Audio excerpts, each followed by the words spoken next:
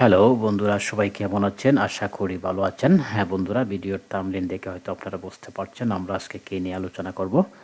হ্যাঁ বন্ধুরা, আমরা আজকে একটি ডিজাইন নিয়ে আলোচনা করব, কিভাবে আমরা গ্রাফিক্স ডিজাইন করতে পারি। গ্রাফিক্স ডিজাইনের কাজটি আমরা খুব সহজেই কোনো সফটওয়্যার ছাড়াই কিন্তু আমরা আজকে করে ফেলবো। অর্থাৎ আপনি আজকে এই ভিডিও দেখেই কিন্তু আপনি একজন গ্রাফিক্স ডিজাইনার হয়ে যেতে পারবেন। তাই ধৈর্য সহকারে ভিডিওটা দেখার অনুরোধ রইল। তাহলে আমরা ডিজাইন করতে চাইলে আমরা কোথায় বা কিভাবে করব? প্রথমেই আমরা অনলাইনের সাহায্যে আমরা ডিজাইনটা আজকে করব। তো অনলাইনের সাহায্যে ডিজাইনটা করতে হলে প্রথমে আমি সার্চ বারে লিখব canva.com লিখে সার্চ করব। সার্চ করলাম।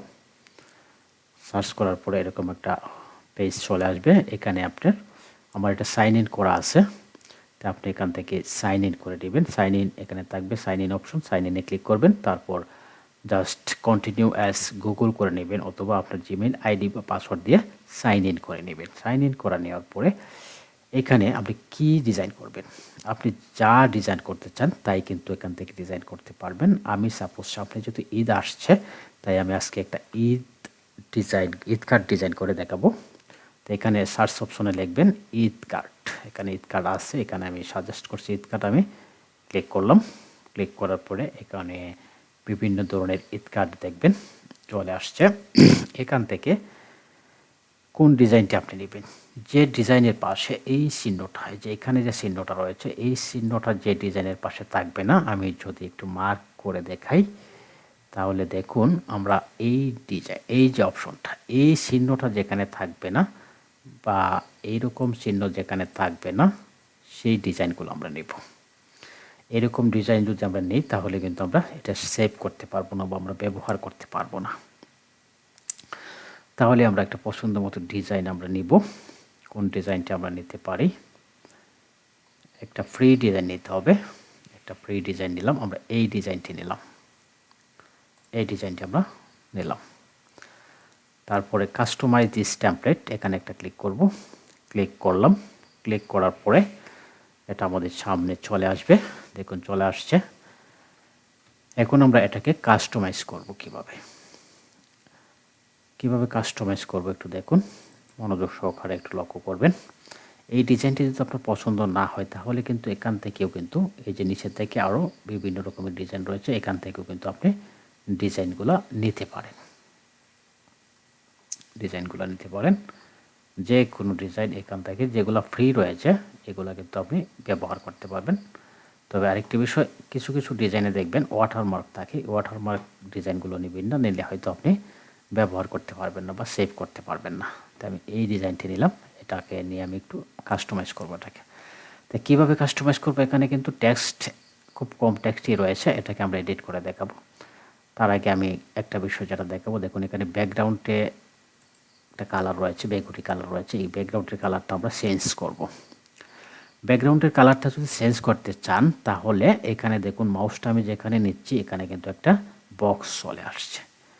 এমন একটা জায়গায় মাউসটা রেখে ক্লিক করবেন যেখানে রাখার পরে কোনো বক্স আসে না। দেখুন এখানে রাখলাম, বক্স আসছে না, তো এখানে আমি একটা ক্লিক করলাম। ক্লিক করার পরে দেখুন এখানে একটা কালার বক্স কিন্তু চলে আসছে। আমি এই কালার বক্সে যদি ক্লিক করি, দেখুন এখানে বিভিন্ন কালার চলে আসছে। এখানে যদি আমি হলুদ কালারটার উপরে ক্লিক করি, দেখুন এটা হলুদ কালার হয়ে যাচ্ছে। এটার মধ্যে যদি ক্লিক করে একটা চলে আসছে, কালোটার উপর ক্লিক করলে কালোটা চলে আসছে। এখানে যদি আরও কালার দেখতে চান তাহলে এখান থেকে আপনি অসংখ্য কালার রয়েছে, যে কালারটা আপনি ব্যবহার করতে চান সেই কালারের উপরে ক্লিক করবেন, জাস্ট ওকে করবেন। এখানে একটা ক্লিক করলাম। তারপরে এখানে দেখুন এই কালারটা কিন্তু গাঢ় এবং হালকা রয়েছে।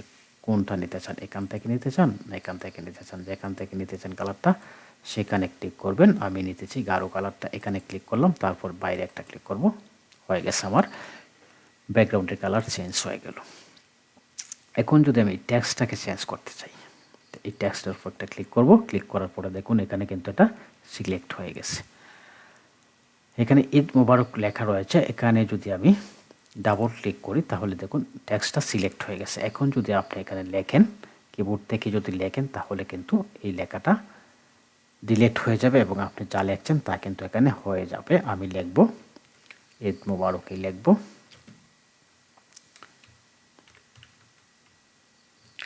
ঈদ মোবারকই লিখলাম। লেখার পরে দেখুন আমি যদি এই টেক্সটের কালারটা চেঞ্জ করতে চাই, টেক্সটের উপরে ক্লিক করব, তারপর এখান থেকে টেক্সট কালার অপশনে ক্লিক করবেন। ক্লিক করার পরে এখানে ব্ল্যাক কালার রয়েছে, হলুদ কালার রয়েছে, হোয়াইট কালার রয়েছে। হোয়াইট কালারটা এখানে ফুটছে, মোটামুটি আমি হোয়াইট কালারটাই দিচ্ছি। এখানে ক্লিক করার পরে বাইরে একটা ক্লিক করবেন, তাহলে কিন্তু এটা হোয়াইট কালার হয়ে গেল। তারপর নিচের যে টেক্সট আছে এই টেক্সটটাকে যদি আপনি চান ডিলিটও করতে পারেন, আবার নতুন কোনো টেক্সট আপনি লেখেও দিতে পারেন। আমি এটা ডিলিট করে নতুন একটা টেক্সট কীভাবে আমরা আনবো সে বিষয়টা দেখাবো। ডিলিট করে দিলাম। এখন আমরা নতুন একটা টেক্সট আমরা কীভাবে এখানে লিখবো আমাদের মতো করে। টেক্সট লিখতে হলে বাম পাশে এখান থেকে দেখুন টেক্সট অপশন রয়েছে, টেক্সটের উপরে ক্লিক করব। টেক্সটের উপর ক্লিক করার পরে দেখুন এখানে টেক্সটটা বড় লিখবেন না মিডিয়াম লিখবেন না একদম ছোটো লিখবেন। তা আমি এখানে অ্যাড সাবটাইটেল, সাবহেডিং মানে মিডিয়াম লেখা, আমি এটার উপরে ক্লিক করলাম। দেখুন এখানে একটা বক্স চলে আসছে। এই বক্সটাকে আপনি আপনার যেখানে রাখতে চান ধরে টান দিবেন, টানতে দিয়ে কিন্তু চলে গেল। এখন এটার উপর ডাবল ক্লিক করবেন। ডাবল ক্লিক করার পরে দেখুন এটা কিন্তু সিলেক্ট হয়ে গেছে। সিলেক্ট হওয়া অবস্থা এখানে আপনি আপনার নামটা লিখে দিতে পারেন। যেমন আমি আমার নামটা লিখে দিচ্ছি, যেমন আমি লিখব এমডি শফিক লিখলাম, জাস্ট লিখে দিলাম। লেখাটা কিন্তু হয়ে গেল। এখন এই লেখার কালারটা যদি চেঞ্জ করতে চান তা একটার মতো এটাকে সিলেক্ট করবেন। সিলেক্ট করার পরে টেক্সট কালার অপশন থেকে আমি কিন্তু এখানে কালারটা চেঞ্জ করে দিতে পারি। দেখুন আমি কালারটা চেঞ্জ করে দিতে পারি হলুদ। আরও যদি অন্য কালার নিতে চান তাহলে এখান থেকে যাবেন, তারপর এখানে রেড কালারটা যদি দিতে চাই তাহলে রেড কালারের উপরে ক্লিক করব। ক্লিক করার পরে আমি এখানে বাইরে একটা ক্লিক করব, তাহলে কিন্তু দেখুন টেক্সট কালারটাও কিন্তু হয়ে গেল। এখন যদি আমরা এই ইমেজের কালারগুলো যদি চেঞ্জ করতে চাই, দেখুন ইমেজের কালারটা কিন্তু হলুদ কালার রয়েছে। এটা যদি চেঞ্জ করতে চাই তাহলে এই ইমেজটির উপরে ক্লিক করব। ক্লিক করার পরে এইখানে কালার প্লেটে ক্লিক করব। ক্লিক করার পরে দেখুন এখানে যদি আমি রেড কালারটা সিলেক্ট করি, দেখুন ইমেজের কালারটা কিন্তু রেড হয়ে গেছে। আর যদি আমি ব্ল্যাক করতে চাই, ব্ল্যাকের উপরে ক্লিক করলাম, ব্ল্যাক হয়ে গেল। হলুদের উপরে ক্লিক করলাম, হলুদ হয়ে গেল। হোয়াইটের উপরে ক্লিক করলাম, এটা হোয়াইট হয়ে গেল। অর্থাৎ আপনার পছন্দ মতো এখানে কিন্তু ইমেজের কালারটাও কিন্তু আপনি চেঞ্জ করতে পারবেন। আরও যদি অন্য কালার নিতে চান তাহলে এখানে প্লাসের উপরে ক্লিক করে এখানে যদি ক্লিক করেন, এখানে ক্লিক করার পরে এই গাঢ় জায়গাটায় ক্লিক করলাম, দেখুন কালারটা এখানে নিয়ে নিল। তারপর বাইরে একটা ক্লিক করে দিব, চলে যাবে। তারপরে এটার কালারটাও সেম করে নিই, তাহলে দেখতে হয়তো সুন্দর লাগবে। দেখুন এটার কালারটাও চেঞ্জ হয়ে গেল।